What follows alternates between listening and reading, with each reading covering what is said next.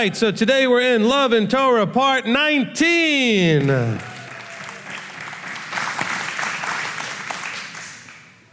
somebody was asking, well, how close are you to getting finished? I said, I don't know. We are not even into the second half of this yet. I don't know how long the second half will take, but the first half has taken already 19 parts. So the two parts, the two things, the main points that we're looking at. Well, first of all, we're looking at the relationship between love and Torah. So I guess we should sing. What's love got to do with it? Okay. And I know we sing that every week, but I mean, that's the whole point, is to understand what love has to do with it, okay? Because that's really the battle sometimes you might have with your Christian friends when you're trying to explain to them that we express our love through commandment keeping, and they're thinking, no, that's the works, that's the law. We are just about love now. And we're trying to say, but that's how we express the love. And so we've looked at all these verses to see the connection between the two. And so we know the two great commands. One is to love Elohim and the other is to love each other. And so we've been looking at the first one up to this point. So we're going to continue doing that here today on how we love him. And we have looked at that up to this point, starting towards the beginning of the scriptures, and now we're in Psalm 119. And we're going to continue. And the reason we're in Psalm 119 and spending so much time is because this is David HaMelech, King David, expressing how he feels about love and the commandments, how he feels about his Creator, and how often that is in the context of the right rulings and the judgments and the laws and the teachings and the instructions, and always interspersed in all of this, and it's a very long psalm, he keeps bringing it back to, I'm suffering with this, or I'm excited about that, or people are trying to do this to me, but yet I love your word, your Torah, your law. There's always that connection between the two things. And so if we're going to see David the way Yahweh sees David, he sees David as a man after his own heart. And I know all of us would like him to say about us the same thing someday, that you are also a person after his own heart. And by after his own heart, meaning a person whose heart is in line with, is like unto his. Okay? And I think last time, and maybe in other parts we may have mentioned briefly, the idea that the word lev, which is the word for heart, is also maybe even better translated at times as mind. Okay? That the heart is really where your mind is.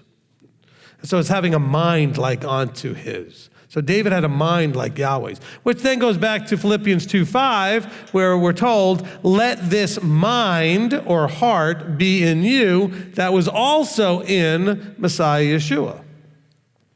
Okay? So we could say that somebody is weak-minded. We could also say they're weak-hearted. We could say they're strong-minded or they have a strong heart. So, I mean, it kind of is interchangeable to some degree. All right? And of course, both of those are things that actually have no physical component. You can't really point to where the heart is the way it's described. We know where the physical thing is called a heart that pumps blood and oxygen. But when we talk about the place of decision-making and emotions and all these things coming together, we call that the mind or the heart. You could point to the brain, well, but a lot of stuff goes on in the brain, and that's not so much necessarily all of those pieces together. This is stuff that sort of is different than other creatures, different than other animals, that we have a mind or heart like unto Yah's. Amen? Okay? So let's continue now as we're trying to understand the connection between love and Torah, and we're also trying to understand the focus of how our hearts and minds should be towards our Creator. And we're going to continue in Psalm 119, and we're going to continue in verse 145. Okay, 145. I have called with all my heart. There you go, right from the beginning, right? I've called with all my heart, with all my mind. Answer me, O Yahweh, I observe your laws. So when he says, I've called with all my heart, he's thinking about it, he's emotional about it, he has information about it, and that all coalesces together in what we call the mind or the heart. Okay? So I have called with all my heart, answer me, O Yahweh. I observe your laws. I have called upon you, save me that I might guard your witnesses. Now, this is probably the 12th time, 15th time, it seems like, that David in this very long psalm has tried to make the connection between asking of the Almighty and expressing why he should do it and why you want it. Okay? So he says, I have called with all my heart, answer me. And the reason I think you should answer me is because I observe your laws. And what am I intending to do with your answer to me? Save me, he says in verse 146, that I might continue to guard your witnesses. So he's not asking necessarily for himself. He's asking for himself in the context of the relationship with the above, with his Creator. I've called with all my heart. Answer me. All of us have done this. We've called with all our heart. Answer me, Yahweh, answer me. But do we do the rest of it? Do we say with honesty and integrity, I observe your laws? And in this relationship, you have said that if I observe your laws, I can call out to you, because the part of the covenant is that I do what you say and you take care of my other stuff.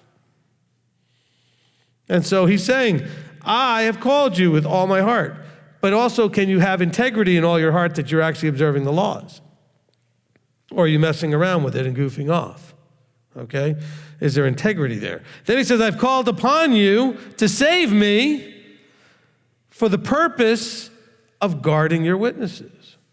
I don't just want this so that I can just have fun, so that I can have peace and joy and love and everything else. I want this so that I can be whatever it is you want me to be, so I can be useful to you. You created me for a purpose. See, we're all here because he wanted you to be here. I know I've said this many years ago. I haven't said it maybe recently enough. The reason you exist is because he wants you to exist. You don't exist for you, you exist for him. There's something that he wants people for. He wants to relate with people. He wants to have a relationship with people. He created you for what he wanted. But it's also his joy and pleasure to give you what you want. He just doesn't want to give you what you want that's not good for you, what you want that's dangerous to you.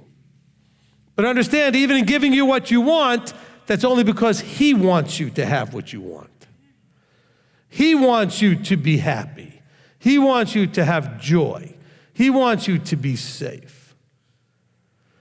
So none of this, and this is where we kind of get back to what I said many years ago, and I like to make sure that we reemphasize it, none of this is about you, not directly. It's only about you because it's about him, okay? Because a lot of people come from a mindset that somehow this is about us. It's not about you. There's not a thing in existence that's about you. Everything exists because it's about him. Now, because he's not a selfish, whatever negative words you want to talk about, all about himself type of person or being, he has brought you into existence because he wants to bestow. Okay? Yahweh is the ultimate concept of bestowal, and he created you to be the receptacle of the bestowal. That's the love relationship.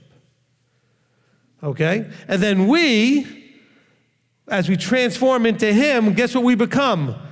Like him. We want to bestow, and we need others to receive. And so he gives us the ability to create also. We create children. Children are then receptacles, and we are the bestowers. But as long as we are focused on receiving, we haven't really quite transformed into him. See, we're in the below, in the basic, in the fleshly creature. In the earthly, we were created as a vessel to receive. To elevate above, we have to become focused on bestowing, on giving. Okay, this is really deep Kabbalistic stuff. Everybody get afraid. You laugh, but I'm not kidding. Okay? It is the simplicity of the concept, is that you exist to do two things: to begin as a receiver and to grow into the giver. Okay? That's the transformation process. Yeshua is the ultimate witness to us of what it looks like to be a giver. He gave everything, including his life. We read verse after verse where it says that it's the Father's good pleasure to give everything to the Son, and the Son to give it to us. There's this cycle of receiver becoming giver. No greater love does one have. This is all about love, right? Than to do what? Than to give your life for somebody else. And so hopefully we can start to understand this is like 101, whatever's before 101, okay? To understand the basics, we'll call it, of creation itself. You exist to go from receiver to giver. But you start off with all the need that you have, so you need to receive.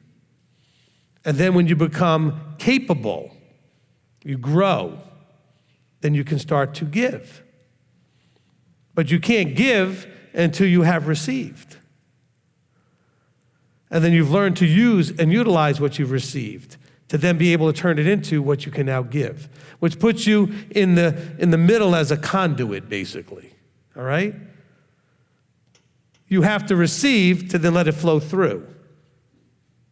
Okay, you're not just like a pipe where something just flows through it. You actually receive it and then you bestow it, okay? So I know a lot of times when people think about being a conduit, you might think of like water flowing through a pipe. Well, I'm just a pipe, so what's that? The water just flows through. No, you're like the water station where all the water comes into, and then you go and distribute it through other pipes, so to speak. So you have to receive it first. Otherwise, you've got nothing to distribute. Okay? And that's what this whole love and Torah thing is all about. He teaches us, it says here, I've called with all my heart. He wants us, what in Deuteronomy we've read many times in the V'ahavta, that we are to love him with all our heart, all our might, all our being, all our mind. But how do we do that? First, receive. Then, redirect, distribute, bestow. I don't mean knock on doors. I don't mean go and bother anybody in the food line as you're going to check out for at the supermarket. I mean be available and ready that as opportunity opens up, you can be love to someone else. You can bestow those kind of things. Be there for them. Because when you call to the Father, you're not asking him generally to, Father, some spiritual whatever it is thing. You like having a problem with your job, with your relationships, with your health. You're crying out about some sort of need, a fleshly need. And guess what? We can start with others needing the same things. Others will come to you and they have physical needs.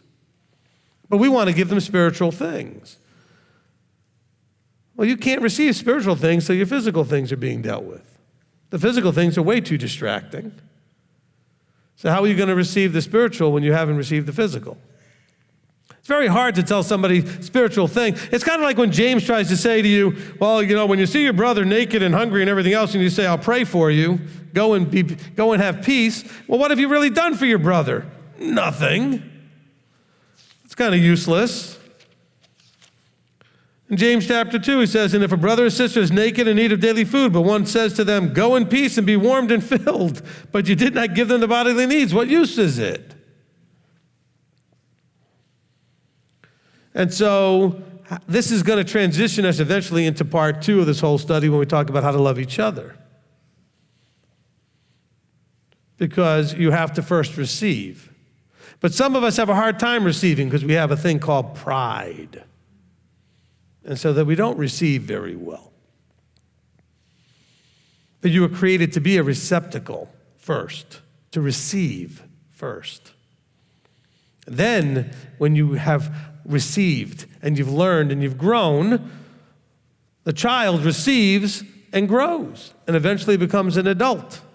Then they can now be in a role of bestowal. They can give. Can't really do that very well when you're, an infant or a toddler. But we get to an age where we can actually be, I don't know if there's a better word for it, to be useful. In other words, to be something he can use.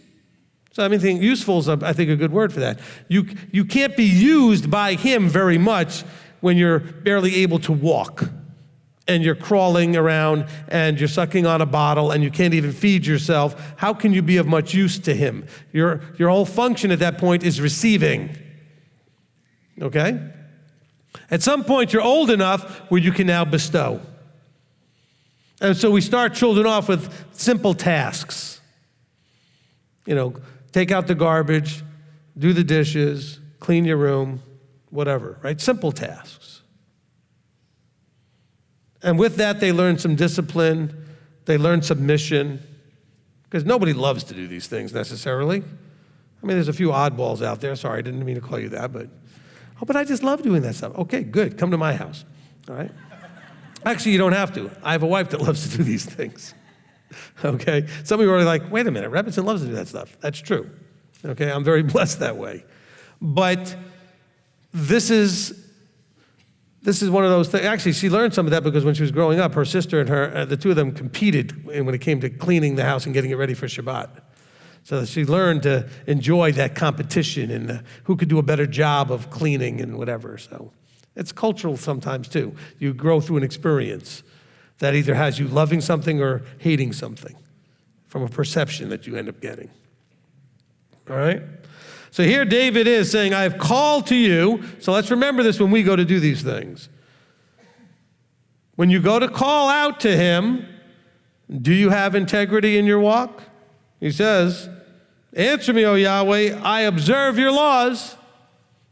Now that doesn't mean that you're going to get in a disrespectful way in his face, so to speak, and say, hey, I've been doing your stuff, you owe me. No. David was just getting a little frustrated saying, I keep calling out to you. It doesn't feel like you're hearing me. I'm doing my part. What's going on? Do you see the difference? It wasn't like he said, hey, I'm doing my stuff. What's going on here? He's confused. He's saying, answer me. I've called with all my heart. Answer me. I observe your laws. What am I missing? You see, this is more the attitude he's having here. He said, I've called upon you to save me. I only want to do all of this so I can guard your witnesses. So let's make sure we're hearing. This is the problem with the written word. It's hard to hear the tone of voice. Hard to know where they're coming from. Okay? Because some of you, I know, have fallen into the trap where you've been like, well, I don't know why he's not doing this. I keep all this stuff and I'm doing all these things and nothing's working. Well, you're doing it wrong then. You're doing it for you. You're doing it because you want, I want. You're not doing it for him. See, that's the beauty of this system, is that you do everything for him and he does everything for you. Okay? He does for you because you do for him. And you do for him because he does for you. It's a perfect loop. It only goes sideways when he'll never do this, but you might, when you start looking at it about you. As soon as you make it about you, you've stepped outside of the loop. Do you understand what I'm saying? As soon as you start looking at it about you, I'm not getting, why don't I have? How come I'm suffering? Why am I still stuck here and I can't get a house to move to Cleveland? Why won't this happen? Why won't this job? Why? Now it's all about you. Keep it focused on him, and he'll keep it focused on you. The loop doesn't have anywhere in it where you get to focus on you. You get to focus on him. There's no other way to interpret the V'ahavta. And you shall love with everything, your mind, your being, your strength, everything, your heart, the creator of the world, the creator of the universe. And if you can do that, he will do everything else that needs to happen. He will open up the doors, close the ones that need to be closed. You still have to walk through them or physically open them, but they won't be locked. I mean, he unlocks the door. You actually have to walk over, turn the handle, and pull it open. Okay? You have your part. But as soon as you turn this into, so don't think David's doing that here. As soon as you turn this into, what about me? What you've done is you've regressed back to the childlike receptacle. Do you understand? You've gone backwards. Now, some of you never went forward. You're stuck there.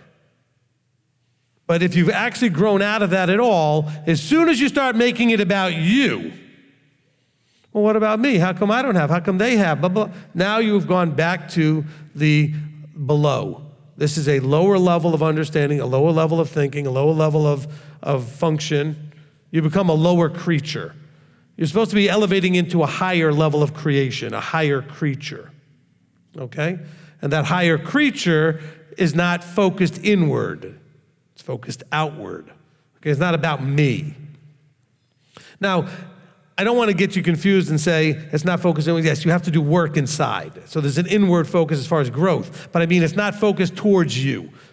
Let me rephrase that then. Okay, there's a lot of inward stuff that you need to deal with, but your focus is not on you. Your focus is on Him. How can I change me because of my focus is on Him? My goal is Him.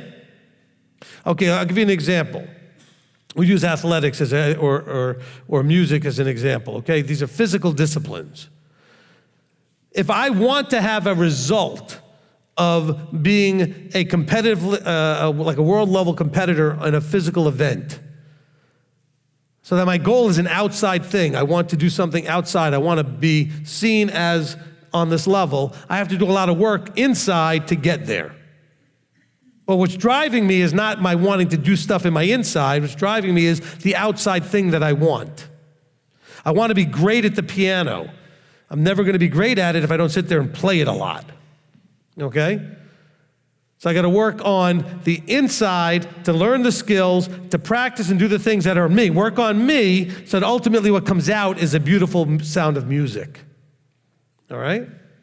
So if my goal is to please Him, if my focus is completely on Him, yes, I got to work on me to do that, but I'm going to work on me differently if my goal is Him instead of my goal being me. Okay? If my goal is me being happy, me having pleasure, me having whatever me, the me stuff, I'm going to work on my inside a whole lot differently, or maybe not hardly at all.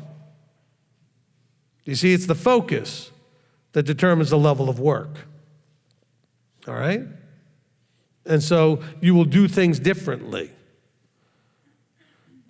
Focus on Him and what's pleasing in His sight, and then work on you to match that, okay? Okay, if I want to be a world-level piano player, pianist, all right, I'm probably not going to find myself spending 6 hours a day in the gym or running the track or doing some other physical athletic thing. I'm going to be spending that time playing the piano. You know what I'm saying? You're going to do the things necessary to strengthen what's necessary to get the end result. If I want to be an Olympic swimmer, I'm not going to spend 4 hours a day playing music. I'm going to spend a lot of time swimming, okay? You want to be Yeshua-like. Well, spend most of your focus on how to be Yeshua-like. Work on the things internally that are necessary. To be an Olympic swimmer, I need to have a certain health. I got to probably eat a certain way, do certain exercises, practice and do all these kinds of things, study and learn the way that the strokes have to be doing and how, whatever it is, I got to learn. There's things I should know and do to get that result. Well, you want to become Yeshua-like? Then there's things you should know and do to do that. And if you're still focused on receiving, you're missing the point. Now, maybe on the fleshly side, I may be, like if I want to swim like an Olympic swimmer, I'm focused on receiving a gold medal. Now my focus is, I'm spending my whole life on something that's useless nothing.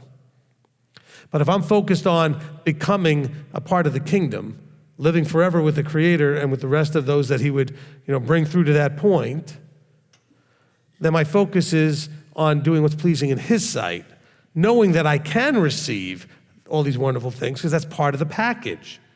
If I would just focus on Him, there's nothing that I could ever imagine to be as good as what He has in mind for me. That's part of your problem. You've limited your thinking. You think you know what's good for you. I know what I like. Actually, He knows things that you will like even better. You haven't even understood joy and pleasure and peace on any level you think you understood compared to what He understands. That's hard to believe, I know, because I'm asking you to believe something that is outside your ability to conceptualize. But he created you for all of that. He wants you to have joy. You know, Yeshua said, I came so that your joy might be fulfilled. Okay, so joy's been done away with. Okay? By the way, I love using that verse when people say, well, he said that he came, to fulfill the law, so the law is done away with. He also came to fulfill your joy, so there's no more joy. It's the same word in Greek. There's no difference. So no more joy, so knock it off. No, he came to show you what it looks like when it is full, to the ultimate, fulfillment of what it looks like. The Torah was to bring you to the fulfillment looks like Yeshua. Yeshua is the goal of the law, it says. Yes, if you were doing it, it wasn't that Yeshua was the goal, meaning that when Yeshua showed up, there was no more need for the law. Yeshua came to show you, if you do this, you become me. This is what it looks like. All right? If you do this, this is the end result. And he said, I came also so that your joy could reach what it's supposed to reach. That through me, what is he? He's the way, he's the truth, he's the life, he's the walking, talking, living Torah, he's the light. He's all of those things, that those things will give you joy in a way that you've never even imagined. The fullness of joy. You've only had little tastes of it up to this point.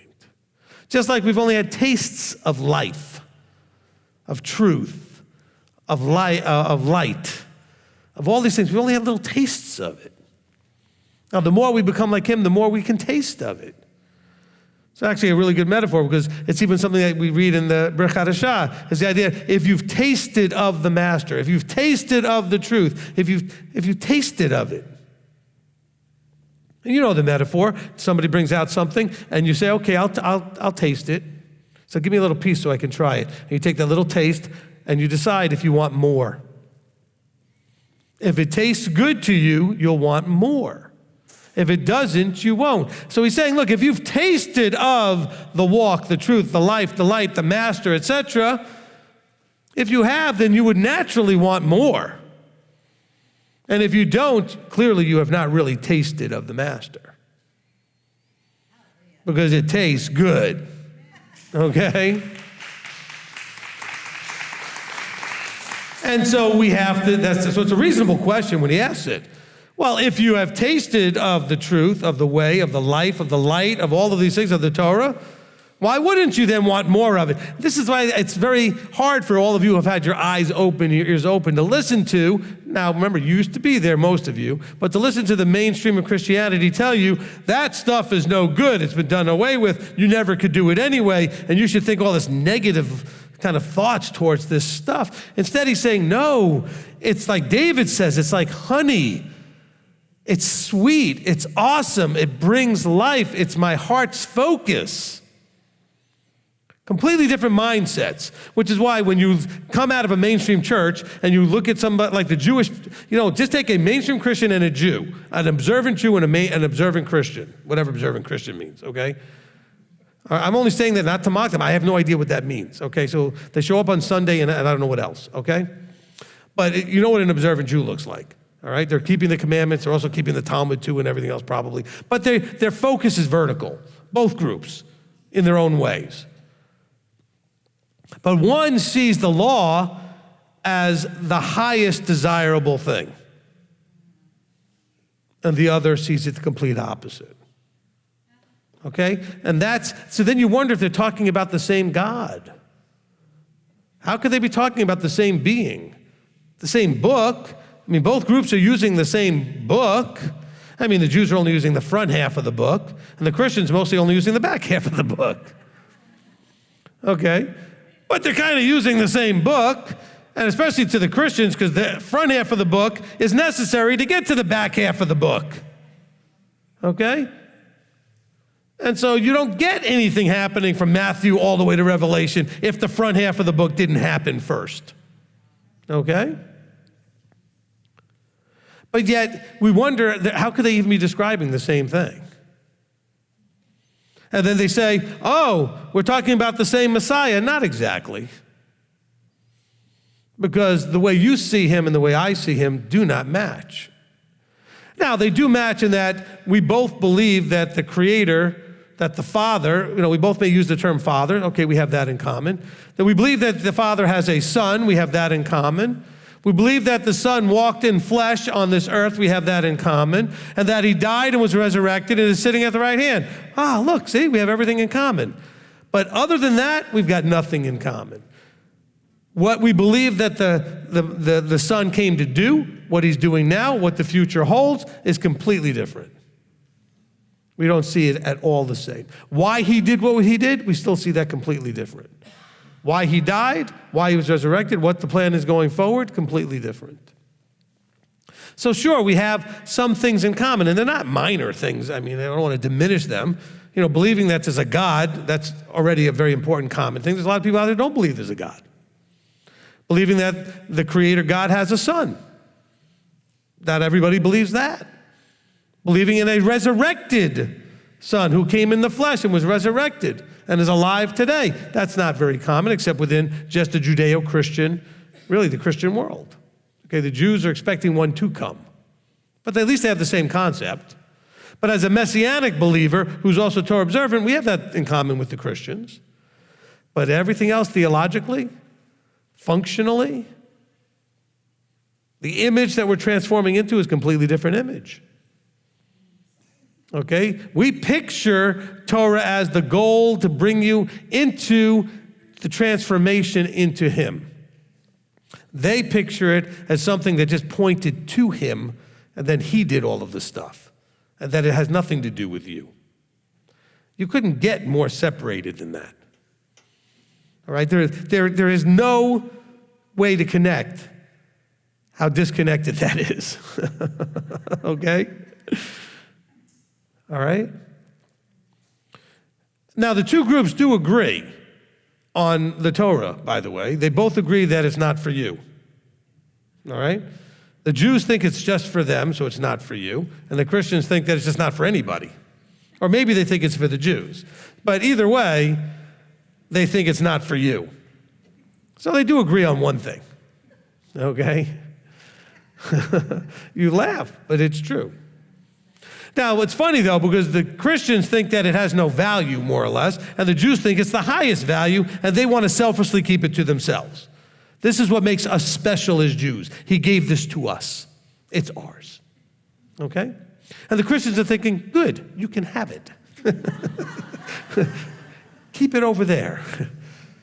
Don't mess with how we eat and what we do and how we observe and whatever else. You can keep that for yourself. And this is the foolishness that the world has. Okay? And so then we are in that small remnant minority in between the two groups who are like, hold on a second. Older brother Judah, you are right in the way you approach the value of the Torah, the way you honor it, the way you cherish it. But you're completely wrong about it being yours. It was meant for everybody. I know you've died for it, you've paid a price for it, but it really was meant for everybody. But we understand and appreciate learning from you how to value it. Okay? We appreciate that. Okay? And so that's an important thing that we can do when we look at that.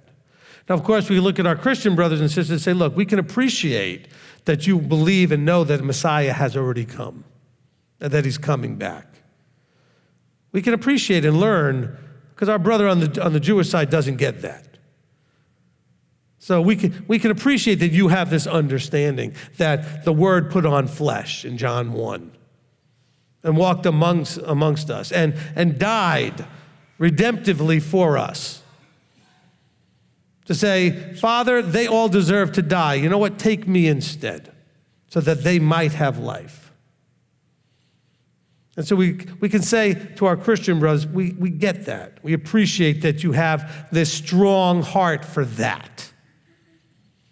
But you're both completely disconnected in very large ways. And that's a problem. So we're kind of this in the middle, trying to help both sides understand. So, and by the way, when I say help them understand, by our example, not through anything else. We are walking out a life that appreciates and values Torah the way that the Jews do and recognizes Messiah like the Christians do, and we walk in the middle. Okay, when I say recognize Messiah, I don't mean the personification the way they describe it, but the fact that there is a Messiah that's been here and that's coming back. And we're that example in the middle of saying, look, that's what we're called Messianic, Torah observant Israel. We believe like the Christians do that Messiah has come and is coming back. We believe like the Jews do to be Torah observant. And we recognize that Abba's people through covenant are called Israel. And that's why we've used that term. We call ourselves Messianic, Torah observant Israelites. And our job is to be in the middle, demonstrating what that looks like. Valuing the honey-like word, the transformative stuff so that we can sound like David. But also understanding so we can sound like Shaul or Peter or James, recognizing the risen Messiah. Okay? That puts us in that sort of middle ground. And that each group, maybe at some point, somebody might ask you, why do you do it? See, the Jews will recognize that you're trying to keep Torah. Why are you doing that? You believe in this Jesus guy. No, we actually don't believe in him the way they do. Okay? We believe in Messiah, though, and having come, like the New Testament explains to us, but not in the way that those guys on this other side see it. And then our Christian friends may say, well, we appreciate that you see Messiah, but why are you doing that Jewish stuff? And then maybe we can explain that it's not Jewish stuff. It was everybody's stuff. Okay? And just maybe you might see your Messiah correctly. You know, believing that there is a Messiah doesn't mean that you see him correctly. Lord, Lord, we did all these things in your name. And he said, not exactly. Okay? And you might say to your Christian brothers, do you want to be one of the ones that says, Lord, Lord? And he says, no. You thought you knew him. You recognized him. You went to the right guy. You knew it was the right guy. You went to the right guy. You knew who he was. But he said, but you did not have the relationship with me that you thought you did. You thought you had a completely different relationship than you have. You know, I've said this often, and I know Manny liked to make it into a little quote, but he gets to determine whether you have a relationship with him or not you. Okay? You may think you have a very close relationship with him, but you're not the one that gets to decide that. He does. That's what that verse is about. Lord, Lord. In other words, we think we have this relationship with you. We've done all these things in your name. And he said, yeah, well, we didn't actually have the relationship that you thought we had. You were doing lawlessness. You didn't understand how important the law is to me. You didn't even understand that I am the end result of law keeping. This is what it looks like if you were to understand the whole point of transforming and conforming, this would be your goal. Purely, perfectly submitted Torah observant being. That's what Torah observance perfection looks like. You become Yeshua-like. Okay? With full emunah and full shalom, that's what it looks like. With the fruit of the Ruach, the love, joy, peace, patience, etc. That's what it looks like. But see, they didn't understand that. Why? Because they'd been generationally told the law was done away with, nailed to the cross, blah, blah, blah, blah, blah. And this all goes back to love and Torah, right? Because he says, and even Yeshua says that, if you love me, John 14, right? If you love me, guard the commands. What commands? Well, the Christians are looking for anything with red letters. Well, go get one that has red letters for everywhere Yahweh spoke. All right?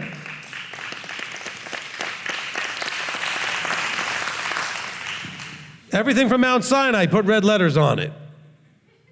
Okay? Everything in Leviticus, everything in Numbers, everything in Exodus, put red letters on it. Then you might understand. If you love me, guard the commands. What commands? All of them. The ones you can do.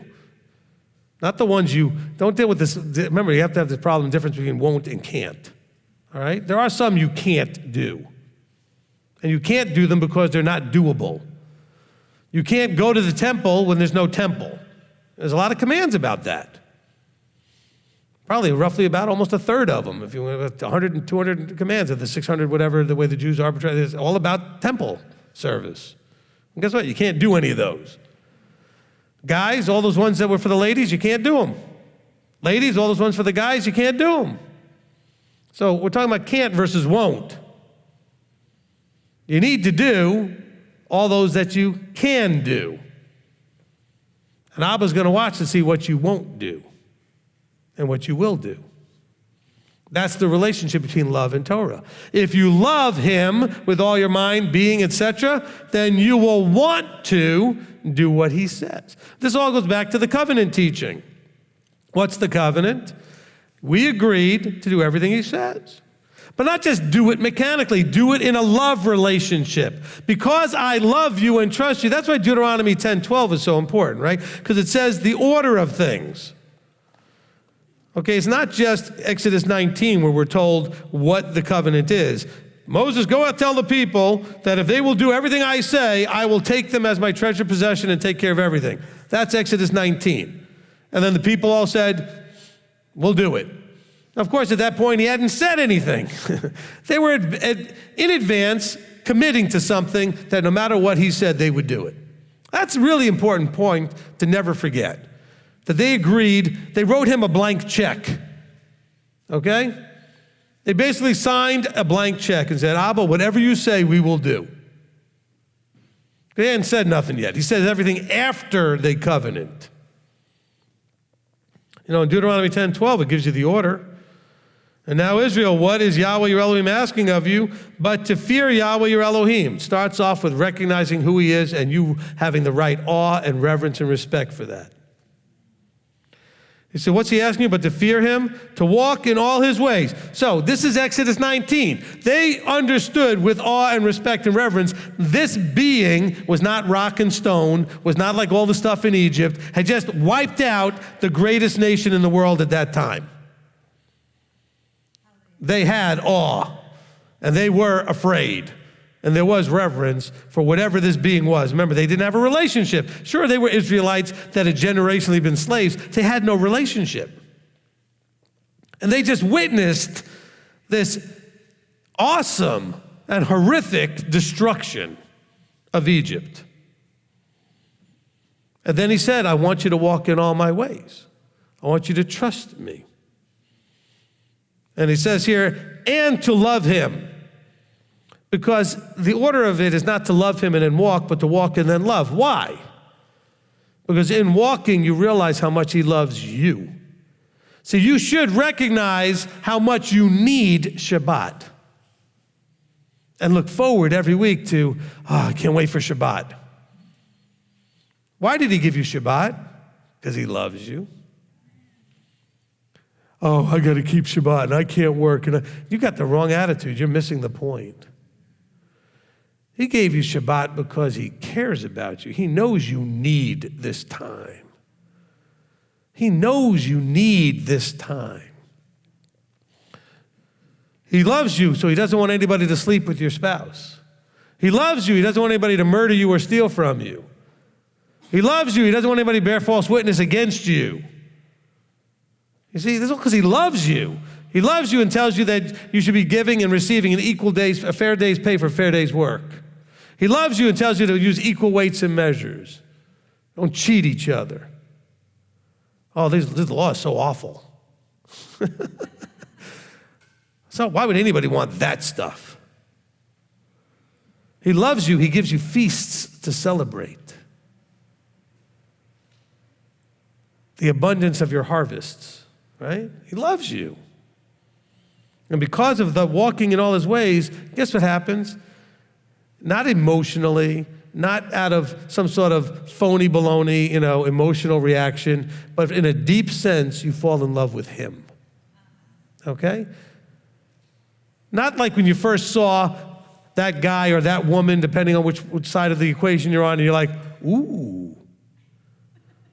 Because that doesn't have longevity in the future if it just stays at ooh. okay? You're going to need a lot more than that. Besides, as you get older, the ooh goes into oh. Okay, so. Yes, I did say that, didn't I? Okay. Hey, and that's probably you looking in the mirror at yourself. You know, because when you were younger, you looked in the mirror going, ooh, yeah, I'm pretty good. Then later you go, oh my gosh, what happened? Where did that come from? When did that happen to me? Anybody see that truck? What in the world? You're thinking how Jacob laid those rods in the water. Someone put the ugly stick in your bed. You woke up like, goodness gracious. All right, I'll stop. I could just keep going, but I'll just stop. Sometimes I get on a roll with those things. Okay? But some of you know what I'm talking about. You started off where the one that you wanted to marry, even if you did marry them, even if you ended up wherever you ended up, some of you ended up in divorce. Why? Because you started off with an ooh, and you got excited for the wrong reasons. There wasn't the depth of relationship.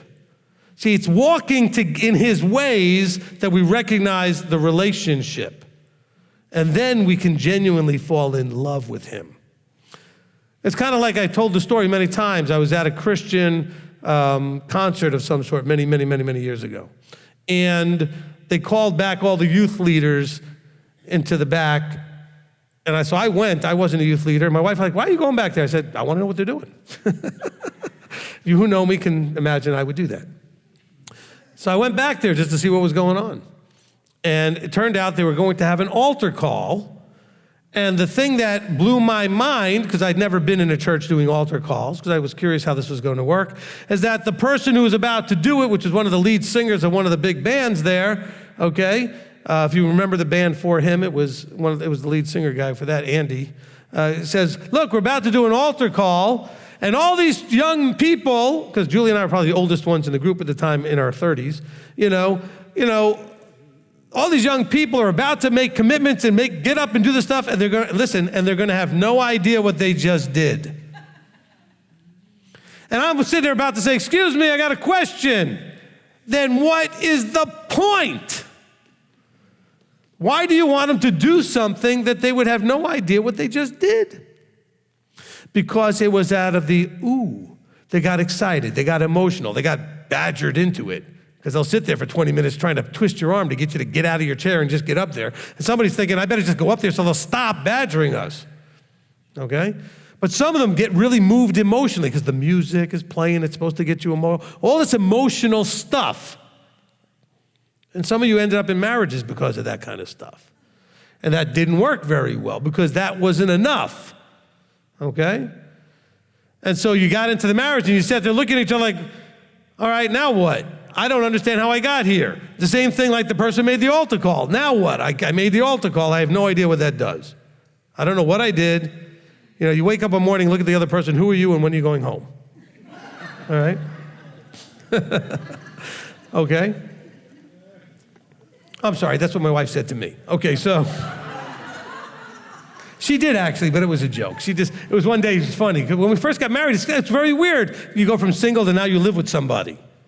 And you wake up one day and something it's like, this is really weird. Now we're like just live together and stuff. And it's like, who are you? And it's just so strange that you're not going home. People, you just stay together like forever. It's strange. You're all laughing like, I know. I sometimes wish they would just go home. Okay.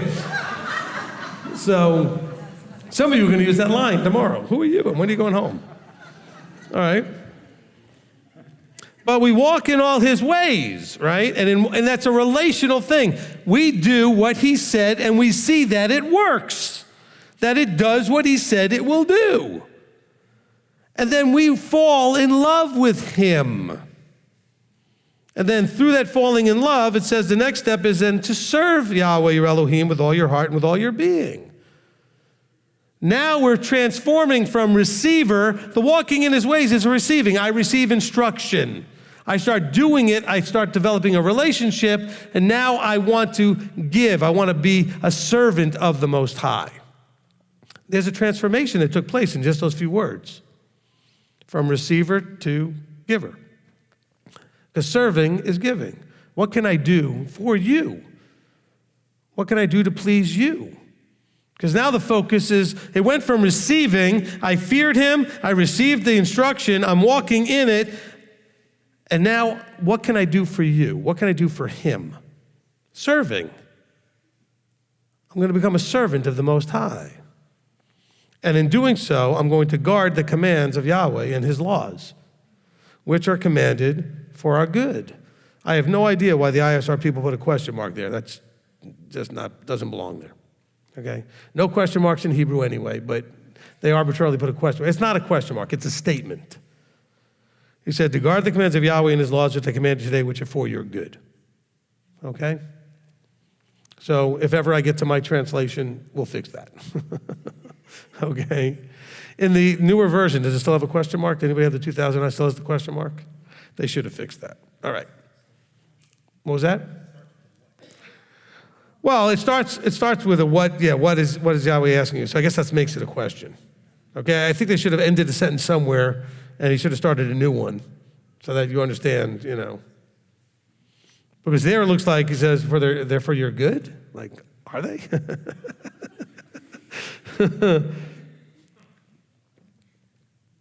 See, I guess the question is, and now Israel, what is Yahweh asking of you? But then the rest of it's a statement. This is what he's asking of you. So I guess he could have said, and now Israel, what is Yahweh really asking of you? Question mark. Okay? He's asking you to fear him, to walk in his ways, to love him, to serve him, to guard the commands. Okay? The question mark should have been all the way up there somewhere. Okay? Because the rest of it's a statement. This is for your good. Amen? All right. So again, you can see the connection between the Torah and love. The Torah was meant to be tasted of, walked out, and then you would recognize the love you were receiving, and then you would turn into a giver, and then you would now want to give the love back. You do that through service, through trust. And so that whole thing is right here, which is why this ministry, for most of the time it's existed, has lived on those two verses at the core of everything we do. Deuteronomy 8:2, okay, which is the whole reason you exist is to be humbled and for him to see whether or not it's in your heart to trust him, to guard his commands. And 10:12 is actually the process. Okay, you fear him, you walk in his ways, you love him, you serve him, you guard his commands. Okay? Some of the early teachings, if you go back, and we've redone them since, are based on Deuteronomy 10:12. Fear of Yahweh, walk in all his ways, okay? Love and Torah. Well done, good and trustworthy servant. Okay, they're all kind of connected to trying to understand what Deuteronomy 10:12 actually looks like. Because that's a question all of you had as soon as you started coming into this is, okay, now what does he want from me? Well, there it is. Moses knew, Yahweh knew and told Moses, this is what everybody's thinking. All right, we're covenanted now. What is it he wants? This is what he wants. And that's what he was trying to explain to them in Exodus 19. If you would just trust and do what I say, everything else will work out. You'll walk it out. You'll recognize my love. You'll fall in love with me. You'll want to serve me, and it's all going to be wonderful. And then you'll guard what I've told you to do. All right, are we good with that? Let's go back to Psalm 119. After all, we only covered like 2 verses. Did we even cover 2 verses? I think we did. Okay? All right, so now with that context, you listen to David, okay? He's saying, look, I called with all my heart, answer me, O Yahweh, I observe your laws. All of us have those moments where we feel like he's not listening. These are little tests just to see how patient we can be. All right? How much we're trusting him. I've called upon you, save me, that I might guard your witnesses. I rise before dawn and cry for help. I have waited for your word. Listen to his contrasting emotions in just like one sentence, in one verse. This is all of you. This is all of us. I mean, on the one hand, I wake up in the morning, I'm crying out for help. On the other hand, I'm patiently waiting for your word. Anybody relate to that? Okay. I rise up in the morning and cry for help. I have waited for your word. My eyes have gone before the night watches to study your word. So he's saying, look, I study at night. I study when the guys come out, they stand on watch. Hear my voice according to your kindness, O Yahweh. Revive me according to your right ruling. Those who pursue mischief have drawn near. They have been far from your Torah. You are near, O Yahweh, and all your commands are truth. Okay, so let's kind of unwrap that a little bit, and then we'll probably be able to get that done for today. Look, he's saying, I struggle inside. I think we can all relate to this. I trust you, but then I panic. I fear you, but then I panic. I try to be patient, but I'm impatient. I know you're going to save me, but I worry. Anybody relate to all of this stuff? Okay? I stay and I study your word thinking that the answers are all in there. It's not that the answers aren't in there. It's not just about studying. It's about application. And part of the application is the trust. All right? We haven't used this word enough, but it's a combination between emunah, what he's looking for, and bitachon. Okay? They both kind of mean the same thing, but they don't. All right? So more often than not, the word bitachon is the idea of in belief, in the things that you think of with emunah, but the idea of trust. Emunah is more of a knowing. Bitachon is more of a trusting. You know that Yahweh's in charge, emunah. You know that he causes and allows, that's emunah. You trust it, that's bitachon. Okay? Knowing it and trusting it are two different things. In some of your minds, you might think, well, not exactly. Well, it's one of those things I told you, it's not exactly. But they're different, but they're sort of related in a lot of ways. There's a connection between them, all right?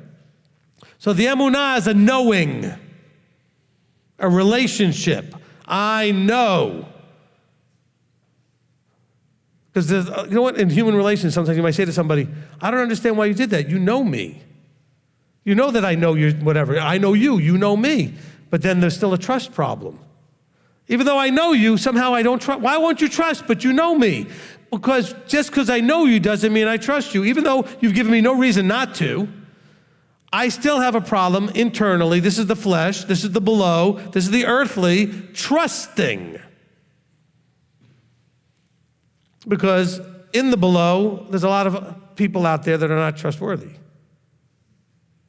And so I've learned that that's the way the world works. See, but you're not of the world. You're in the world, but you're not of the world. We're supposed to be elevating above the world. Above, right? Going to the above from the below. And so this challenge is that David is going through here is saying, look, I study your word. I know who you are. I cry out to you, not anybody else, but yet I'm upset all the time because I have a trust problem. Even David at this point in his life is screaming out, they're against me, they're persecuting me, they're coming, deliver me, save me. He's not saying save me in like in a Christian way. He's saying like save me like they're going to literally kill me. Save me, they're going to take my kingdom away from me and take me out and kill me. He was afraid for his life. Save me. He says, hear my voice according to your kindness, O Yahweh, revive me according to your right ruling. Because he's saying, I need to be revived out of this mindset, out of this emotional mindset where I'm not trusting, where I'm panicking, where I have anxiety, where I have fear, where I have doubt. I study your word tells me I shouldn't have these things, but yet I still have them. You have to walk this out in a way that gives the opportunity for the trust to be demonstrated, and you have to be patient. You have to walk this out. Look, Peter had his moment. There's your trivia question, by the way. Who ever walked on water? Well, Messiah. Well, also Peter did, at least for a few seconds, okay? But he was fine until he had a problem with bitachon, okay? He knew who it was, because after all, Yeshua just said, it's not a phantom, it's me. You know, they thought, what is it, a ghost? It's this, it's that. He says, no, it's me. He says, well, then tell me to come out if it's you. And he said, okay, well, come. And so he did. And he went out, why? because he knew who he was dealing with. Why did he fall into the water? Because he didn't have the trust that goes along with it. You see? And he had an internal belief system that wasn't congruent also, because his internal belief system said, human beings can't walk on water. And so all of a sudden, he looked down and he realized, I can't do this. You know? I had an experience with that one time. I was skiing, and I was full of vim and vigor, didn't know what I was doing. Got off of the chairlift. Instead of going right, went left. Left took me to the Black Diamond. Right took me to the green Bunny Hill. I was looking for the green. And the Black Diamond was like this, you know, with 8-foot moguls and stuff. And so I just, and the way it worked is I had already started going down it before I could stop myself, because the momentum as I came off the chair already started me. So there wasn't any really stopping and trying to climb back up. And so I'm just going down this thing, and without thinking, I was doing great for about 15, 20 seconds, which is actually a pretty good amount of time, because if you're going fast, you're actually covering a lot of ground in 15, 20 seconds. But then my brain says, you have no idea what you're doing. Smack! Broke the ski, probably got whiplash and a concussion, whatever. I mean, I hit that because I was fine until I realized I shouldn't be able to do what I was doing. Peter realized he shouldn't be able to do what he was doing instead of accepting that he was doing it. I think if I didn't have that thought, I'd have been fine all the way to the bottom. I was just, without thinking, just going in between these things and just keeping my balance as best I could. And then some thought in my head goes, I realized I don't have a clue this is like my first, second time skiing. I don't know what I'm doing. And I hit something hard. It broke the ski off my boot. And then I had to walk down the rest of the way on one ski and one boot. And find the ski. I was kind of rolling down or whatever, just figured that was the easiest way to get down without getting worse. But it's that thought process, okay? You're not able internally, in your internal voice, to go further than you believe internally you can go. You are the limiter, all right? There's a lot of stories out there, motivational people know these stories, like the guy who was playing on an open golf tournament. Open meaning anybody could be in it. You had to just qualify to be in the tournament, but you didn't have to be on the tour or whatever else, but it was an open for people to try to get on there. And by the last day, these tournaments usually run 3 or 4 days, and on the last days, as you get to the final rounds, it's where they finally get to who wins. This guy he was the local pro at the shop, but he wasn't a professional, like on the level of like the Tiger Woods and those guys, right? And he was paired up with one of the best players in the world, like a Tiger Woods type person. And one of his good friends said to him, well, look at you. I mean, you're not on these guys' levels, and look where you are and everything else. And somewhere in his mind he goes, I'm not as good as them. And he ended up self-sabotaging the whole rest of the round back to his comfort level of where he saw himself and ruined the rest of his match. Because in his mind, he wasn't there. Even though he had been doing it, he was in the moment, he was being. Instead of thinking, he was being, right? But then somebody reminded him, you can't walk on water, Peter, you're a human being. So he sank. Okay? See, some of you will come up to me. I actually wrote this in my notes today. I don't have my bag with me, but I think I remember what I wrote. Okay? I said, look, there are those who say to me, I don't feel like I can make it. I don't feel like I can get this done. I don't feel like I can do this. And you know what? Your feelings are always going to be right if you walk according to your feelings. Don't walk according to your feelings. I don't feel like I can get there. I don't feel like I'm going to make it into the game. I don't feel like I can do this. Well, you know, there's an old saying that says, whether you think you can or think you can't, you're right.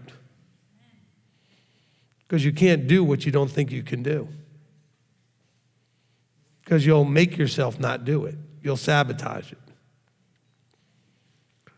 You have to go according to knowing, not feeling. That's why I tell you all the time, he called you knowing you could get there from here right now. But I don't feel like I can do it. Well, then you can't. Not because you can't, but because that feeling will make it impossible for you to do it. If you could fix the feeling, you can do it. Why? Because he called you knowing you could do it. I don't know, Rabbi, I just feel like I can't do this. Well, then you're right, you can't. Gee, thanks, Rabbi. Not that you really can't. You just won't be able to because you won't let yourself get there, because you can't do more than you believe you can. Okay? You know, a guy wrote a book, I think it was in Psycho-Cybernetics, Maxwell Maltz said, you know, what the mind of man can believe, can conceive and truly believe, it can achieve. Okay, but if you can conceive it, you have to truly believe it or you can't do it. See, the problem is if you don't believe, if you don't have that belief, that emunah, that belief that you can make it, you are probably not going to make it. But you have information contrary to your belief. You know that he opened your eyes. You know that he gave you understanding in a heart. You know that he revealed things to you that only could have been his revealing. Therefore, he did that knowing he knew you could, keyword is could, not would, could get there from here. But if you don't feel like you can, you won't. See, can and actually doing it are two different things. The fact that you can is a potential. It's like saying knowledge is power. It's not, it's potential power. When he called you, you do not have any eternal security. That's all, you know, whatever, mainstream Christian, whatever talk. Once saved, always saved nonsense. He called you knowing that if you would do your part with all your being, with all your might, you could get there. But you'd have to trust and have faith, emunah and bitachon. Otherwise, you can't. Because you can't go beyond what you believe is possible. Last one I'll give you, and most of you probably know this story, but you know, it used to be understood that to break the 4-minute mile, your heart would explode. No, they did. They really believed that you would physically hurt yourself, that human beings could not run that fast and not hurt themselves. Until one guy didn't believe that, broke it, and lived. And you know what happened after that? Like 8 other people that same year broke it too, because the barrier was in their mind, not in their body. Their mind said, I can't run that fast, I'll die, so they sabotaged always to be just a little over. When Roger Bannister broke the record, set that mark, all these other people said, oh, look, it's possible. He didn't die. And a whole bunch of people broke it that same year. The only thing that stopped them before that was what? Their mind. They didn't believe it was possible, or they were afraid that if they did it, something bad would happen. So they couldn't go beyond their belief. You know, people usually use that as motivational speaking for careers and jobs and all that other stuff in life. Use this for this. If you can't believe, well, I'm too old, and I'm too out of shape, or I'm too unhealthy, or I'm too this, I'm not educated enough, whatever your excuse is, that excuse will keep you out of the kingdom if you let it. Not your handicap, or whatever you think, the excuse. Your emotional attachment to, I'm too this, or I don't have that. That emotional place will keep you out. Not the age, not the health, not the education. None of the things you're using as an excuse would ever keep you out of the kingdom. You're using it as an excuse and believing that it keeps you out, believing that you can't do it, that somehow it handicaps you too much in your journey into the kingdom. That belief will keep you out of the kingdom, because you will not do what's necessary because you're going to believe you can't do it. Like Peter on the water. Only problem is a lot of you won't even get out of the boat and try. Give Peter credit. He stepped out on the water. Okay? He took a few steps. Doesn't say how far he went, but he went. Some of you are sitting there convinced in the boat, I can't do this. And you never get out of the boat. And if that's what you believe, you're right. Because you're always going to be congruent with your beliefs. You will not be able to do what you know and believe you can't do. So you're going to have to work on that belief on the inside. That's what he's struggling with here. He's like, I know the answers are in your word, and I study your word, and yet I have anxiety. I still have nervousness. I'm still concerned. Save me, and I cry out to you. And why isn't Yahweh answering him? Probably because he's saying, you know the answers. Stop crying about it. Trust me a little bit more. This is David. He's basically saying, no, I'm not going to answer you. You already know. What are you crying out all the time for, day and night? I made you king. I sent a prophet to you with my words in his mouth and all that other stuff. Stop whining. So how did Yahweh say all that to him? With silence. Yeah. Amen? All right, let's pray. Avinu Malkeinu, our Father, our King. Father, we come before you. And Father, we are like David. We're human. But we also have belief that we can be above and beyond human. That above and beyond flesh and blood, that we can be transformed ultimately into the image of Yeshua, which brings the incorruptible. That the flesh, the corruptible, will be put aside. Father, help us to truly have emunah and bitachon, and to truly trust and know who you are and what you're doing, and how we are a part of all that, and where we stand in that, what our part is in all of that. And Father, that we can truly believe that we can be in the kingdom, that we can believe that we can be where you are, that we are capable of everything that you desire of us, otherwise you would never have called us to do it. So Father, we want to thank you and appreciate you and ask your patience with us as we cry out to you early in the morning for help and wait for your word. Help us to understand that sometimes you might be silent because we need to just understand that you've already told us everything we need to hear. So, Father, we want to thank you, praise you, giving you all glory and honor as we come before you in the name above all names, Yeshua our Messiah. Amen. Amen. Amen.